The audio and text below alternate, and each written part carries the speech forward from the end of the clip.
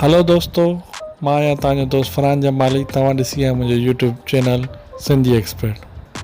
अॼु ॻाल्हि कंदासीं सिंध जे मशहूरु टिकटॉकर देशी नज़ीर मज़ारी जे बाबति। देशी नज़ीर मज़ारी जे टिकटॉक ते अॼु 5 लख फॉलोअर्स पूरा थी विया आहिनि। तव्हां टिकटॉक ते अक्सर करे ॾिठो हूंदो, सिंध जे मशहूरु टिकटॉकर्सनि सां उहो वीडियो ठाहींदो आहे। दोस्तों, मुमताज मोलाई भी 5 लख फॉलोअर्स मुकम्मल थियण ते असांखे मुबारकबाद ॾिनी आहे। दोस्तों, पहिरीं ॾेखारींदा हुआ वीडियो जंहिंमें मुमताज मोलाई 5 लख फॉलोअर्स मुकम्मल थियण ते उनखे मुबारकबाद ॾिनी आहे ऐं उन खां पोइ उन जा कुझु मशहूरु टिकटॉक। याली मदद दोस्तों, जीअं त मुंहिंजो तमामु प्यारो मुंहिंजी जान शायर देशी नज़ीर मज़ारी ऐं तारीफ़ जो मुहताज न आहे, उनजा 5 लख फॉलोवर थी विया आहिनि। मां उनखे दिलि जे गहराइण सां मुबारकबाद ॾियां थो।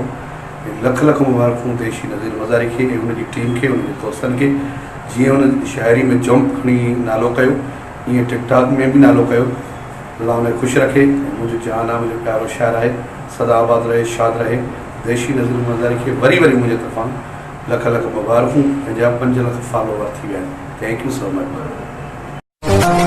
तो जड़ा बदमाश हर रोज असां वटि हाज़िरी भरींदा आहिनि।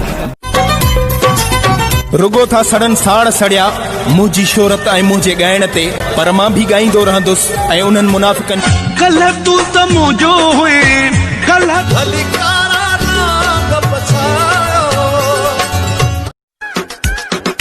बाक़ी सभु ठीकु आहे, ज़िंदगी बि सुकून सां। अगर तव्हांखे असांजो वीडियो पसंदि अचनि त असांजे यूट्यूब चैनल खे सब्सक्राइब ज़रूरु कंदा। महिरबानी।